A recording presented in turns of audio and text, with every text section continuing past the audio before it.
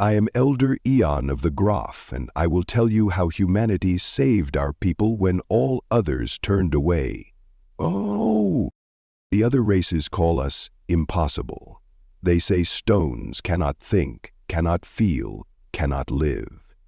But we have lived in our crystal forests for millennia, our cities growing from the living rock of our world, our thoughts flowing through lattices of mineral and crystal that are as complex as any carbon-based neural network.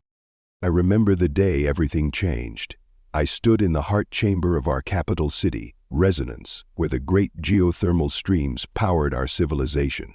The chamber walls pulsed with bands of blue and gold energy, the lifeblood of our people flowing through crystalline veins that had taken 10,000 years to grow.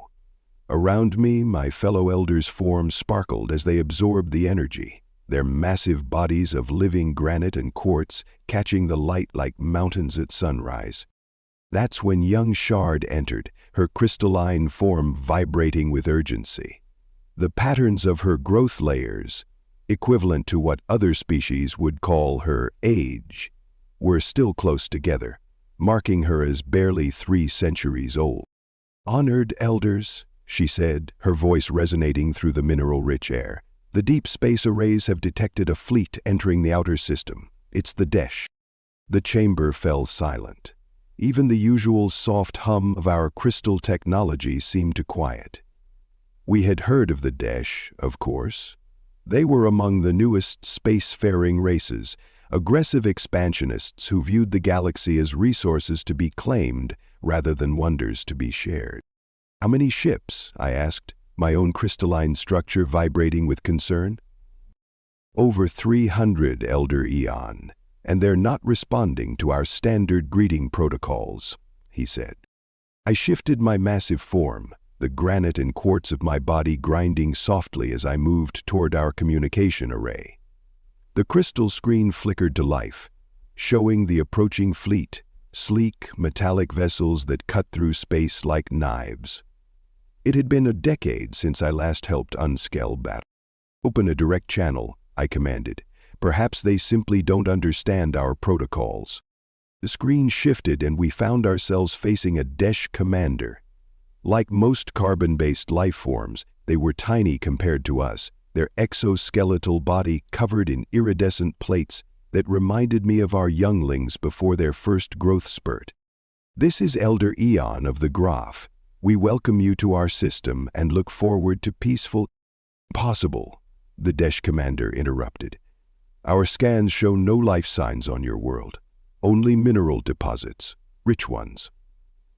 Their mandibles clicked in what we would later learn was amusement. "If this is some trick by the actual inhabitants of this system, reveal yourselves now." "We are the inhabitants," I explained, trying to project patience. "The Graph are a silicon-based life form. What you see as mineral deposits are our cities, our forests, our people." The commander's compound eyes flickered. The transmission cut off, leaving us in stunned silence. Young Shard's voice cracked like splitting stone. They don't believe we exist." "Prepare the diplomatic vessels," I ordered, my voice steady despite the fear crystallizing in my core. "Send word to the Galactic Council, the Meridian Alliance, the Federation of Free Worlds. Surely they will not stand by while a recognized sentient species faces extinction." How naive we were then. How foolish to believe that difference would not breed indifference. The next few cycles were a blur of diplomatic missions. Our envoys traveled to every major power, carrying proof of our sentience, our culture, our right to exist. We shared our art, living sculptures that took centuries to grow. We demonstrated our technology, crystal computers that could process data faster than any silicon chip. We showed them our libraries, our music, our history. They found us fascinating, they said. A remarkable curiosity. But when we begged for help against the approaching Desh fleet, we received only philosophical debates about the nature of consciousness and gentle suggestions that perhaps we could relocate our consciousness to new mineral deposits elsewhere. But we are our minerals, young Shard argued at one particularly frustrating council meeting. Our thoughts, our memories, our very souls are encoded in these specific crystalline structures. You cannot simply transfer us like data files. The council representatives nodded politely and scheduled another debate about the definition of life. Meanwhile, the Desh fleet grew closer. Our long-range sensors detected them testing their mining equipment on the outer planet's moons. We watched in horror as they pulverized entire mountain ranges, caring nothing for the complex crystal structures that might have one day grown into new graph. I remember standing in the heart chamber again, watching our people's energy signatures dim with fear. We had tried everything, reached out to everyone. No one would help. A healer, a professional boxer prize winner, and a novelist. That's when young Shard approached me again, clutching an ancient data crystal. "Elder Eon," she said, her voice vibrating with a frequency I had never heard before. Was it hope? "I found something in the deep archives. 2 centuries ago, we detected an artificial probe passing through our system. Its design was unlike anything we'd seen before. It came from a world called Earth." She projected the probe's images onto the chamber walls. Simple but elegant technology, created by beings who had grown up watching the stars rather than absorbing geological energy. Beings who had dreamed of finding new life among the stars, in whatever form it might take. The probe contained information about its creators, Shard continued. They call themselves humans, and Elder, they're different. Their own world has life in so many forms, in their oceans, in their skies, in microscopic creatures that their eyes cannot even see. They don't just accept different kinds of life. They expect it. I studied the images, feeling something like hope begin to crystallize in my core. Can we reach them?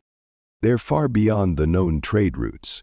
No one has made official contact yet, but their probe included communication protocols. We can try.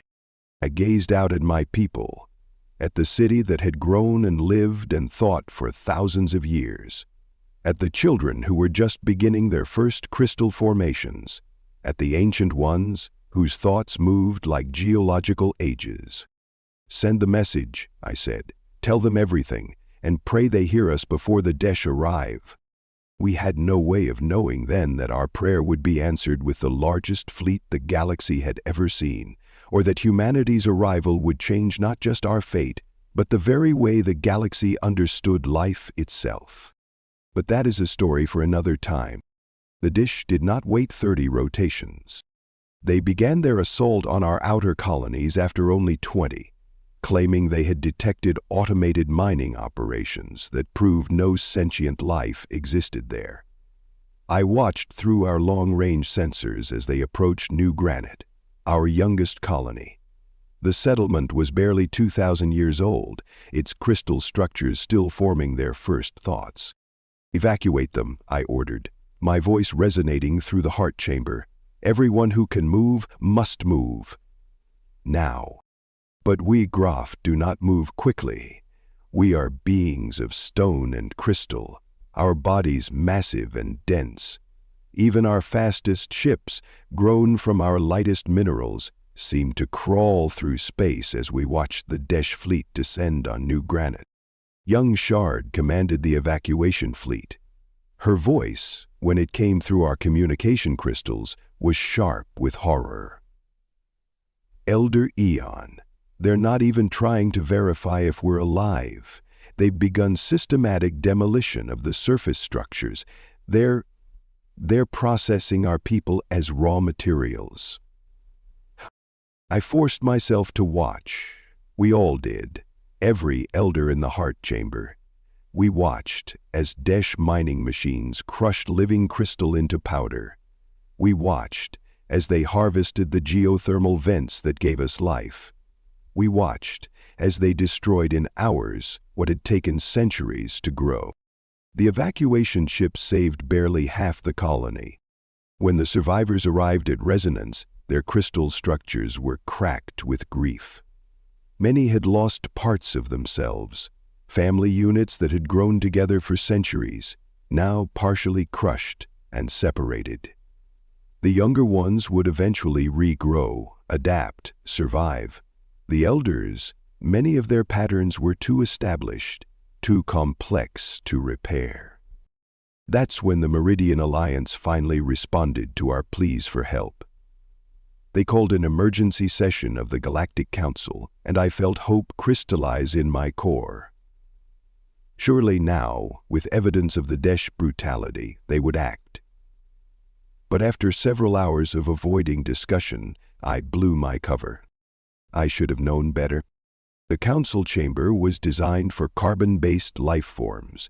They had to remove 3 rows of seating to accommodate my crystalline bulk. I stood before representatives of 200 spacefaring species and told them of New Granite's destruction.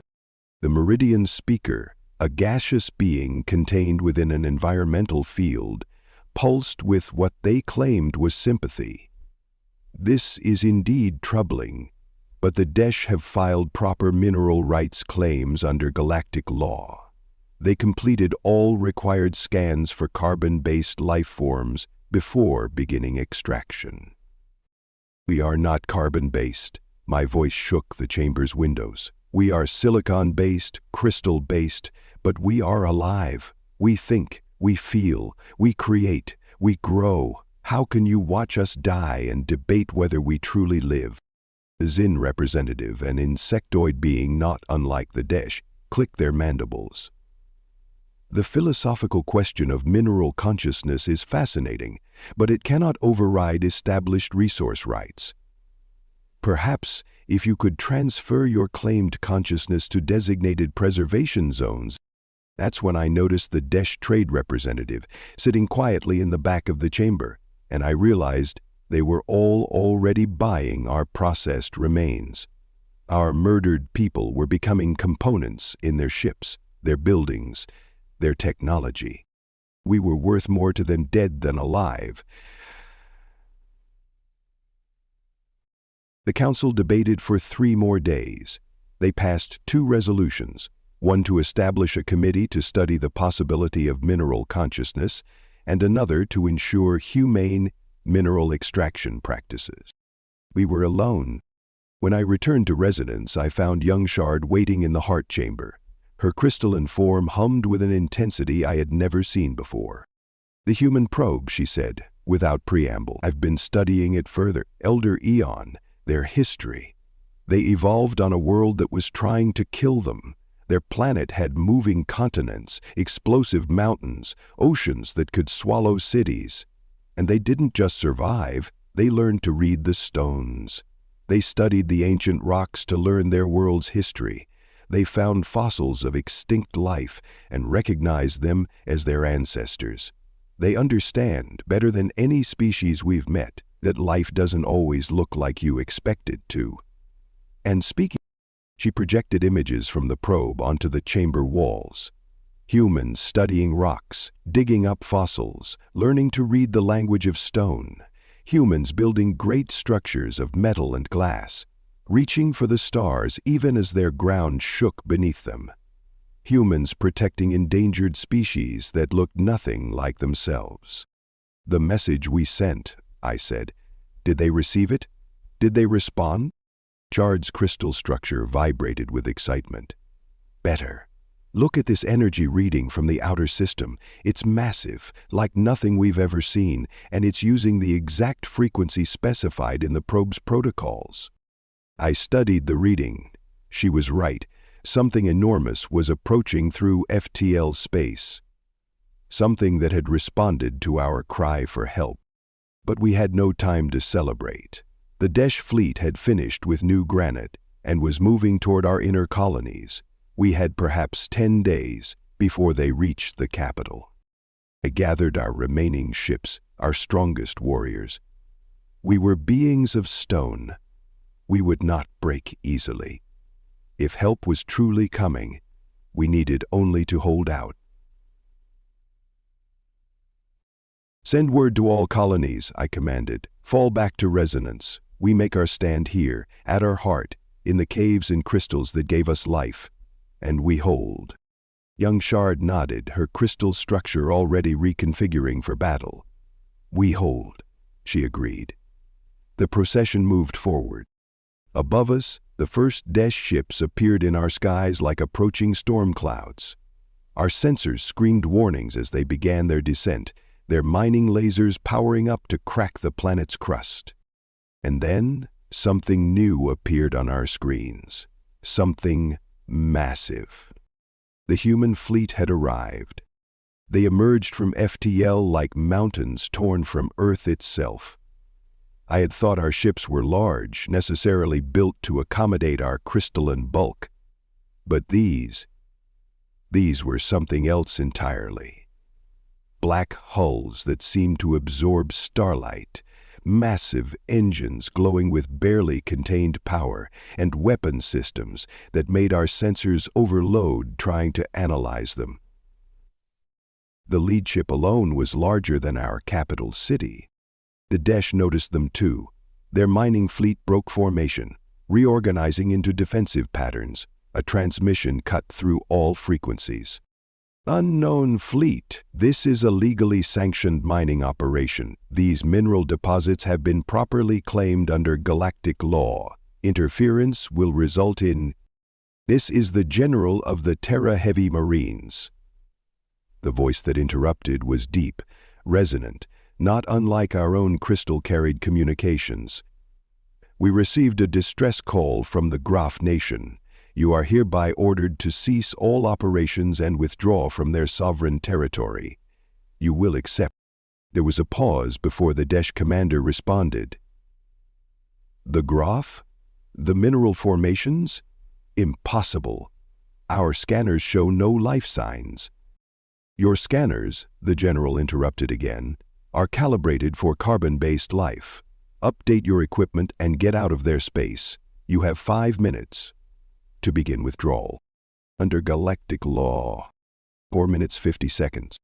I felt my crystal structure vibrate with something between awe and amusement as the Desh commanders sputtered. Through our visual feeds, I could see their ships wavering in formation, uncertain. You cannot. 4 minutes 30 seconds. And let me be clear, we're not here to debate. The Terran Heavy Marines don't do debate. We're here because a sentient species asked for help while facing extinction. That's all we needed to know. Or, young Shard, monitoring the transmissions beside me, suddenly straightened. Elder Eon, their ships, they're deploying something. Shard nodded. From the bellies of the human vassals came what I can only describe as artificial meteors. They blazed through space, each one larger than a Desh cruiser. As they drew closer, we could see they were dropships, armored so heavily they didn't need to worry about the heat of atmospheric entry. The Desh finally seemed to realize the humans weren't going to be reasoned with. They opened fire, mining lasers repurposed as weapons, cutting beams meant to slice through rock. The human ships didn't even bother dodging. Their hulls, Sharp breathed, they're absorbing the energy. The general's voice came again. Last warning, though I should mention, my Marines are really hoping you don't take it. They've been training for years to fight in high-gravity environments against superior numbers. They're eager to test themselves. Desh responded by launching their ground forces toward resonance. They still thought they were fighting miners protecting their claim, not warriors defending their home. They were wrong on both counts. The human dropships hit our atmosphere like orbital strikes, but their trajectories were precisely controlled. They landed in perfect defensive formations around our major population centers. When they opened, out stepped beings that made even us Graf pause in amazement. The Terran Heavy Marines lived up to their name. Each soldier stood nearly as tall as a young Graf, encased in powered armor that looked like it could shrug off a meteor impact. They carried weapons larger than most Desh were tall, and they moved with a fluid grace that should have been impossible under such weight. "Ground forces deployed," the general reported calmly. "Time expired. Marines, protect the Groff. Show them why Earth's gravity well made us strong." All of this is starting to sound a little bit like Earth's protect the Groff. What followed was, I struggled to find words in any language to describe it adequately. The Marines moved like living avalanches, their heavy armor shrugging off Desh energy weapons. They returned fire with weapons that could crack our crystal formations if they hadn't been aimed with surgical precision at the Desh forces instead. In orbit, the human fleet demonstrated why they had let themselves be fired upon first. Their hulls hadn't just absorbed the Desh energy weapons, they had stored the power. They returned it now, amplified, precise, devastating. Desh ships began falling from our skies like rain. The battle lasted less than an hour. When it was over, I stood in the heart chamber with the general himself. He was smaller outside his command chair, of course. All humans were small compared to us. But he moved with the same steady confidence we Groff did, the surety of something that knows its own strength. "Your responses indicated significant military experience," I observed. Yet the Desh claimed humans were unknown in this sector. He smiled. It was an expression I had learned to recognize from the probe data. "We're not unknown, we're just patient. We've been watching, learning, preparing.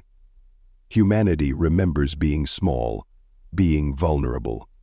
We decided long ago that if we ever found others in that position, we would be ready to help. The Galactic Council will be receiving a strongly worded message about their definition of sentient rights," he interrupted, "along with evidence of several violations of their own laws regarding genocide. We may be new here, but we did our homework. The Desh aren't the only ones who should be worried." Young Shard, who had been absorbing this exchange, vibrated with curiosity. "You really don't find us strange, impossible?" the HQ said. The general actually laughed. "Strange? My ancestors found bacteria living in volcanic vents. They found life frozen in Antarctic ice. They found creatures that could survive the vacuum of space. Hell, they found shrimp living in rocks 6 miles under the ocean. The idea that intelligent crystals could evolve? That's not even the weirdest thing I've heard this week." He grew serious then. The real impossibility would be finding life among the stars, and then deciding some of it doesn't count because it doesn't look like us. That's not humanity's way. Not anymore. In the days that followed, everything changed. The Galactic Council, faced with human evidence and human diplomats who had mastered the art of speaking softly while their fleet carried big guns, suddenly discovered that their definitions of life needed updating. The Desh faced sanctions and reparation demands, and we Groff found ourselves with an ally that didn't just accept us, but understood us in ways we had never expected. That was 10 years ago. Now, our crystal cities grow alongside human habitats. Our children learn about both geology and biology, about the strange carbon-based beings who came from a world of constantly shifting stone, and decided that meant they should be ready for anything. Young Shard heads our joint scientific institute, where humans help us explore the galaxy we once thought had rejected us. And me, I still stand in the heart chamber, but now I watch human children pressing their hands against our crystal walls in wonder, asking their parents how rocks can think. And I hear their parents answer, "Life finds a way." Our job is to help protect it, wherever and however we find it. The humans have a saying, "A friend in need is a friend indeed." We Groff have our own version now. When the galaxy turned to stone, humanity made themselves our bedrock. Captain Ritofo tells us that we have a source of a great deal of food supply. We don't forget our friends. Neither, I'm glad to say, do they. thank you so much for listening to this story. I hope you enjoyed it a lot. If you did, please be sure to give it a like. Feel free to comment and share this story too. It helps the channel grow. Let's make this channel huge together.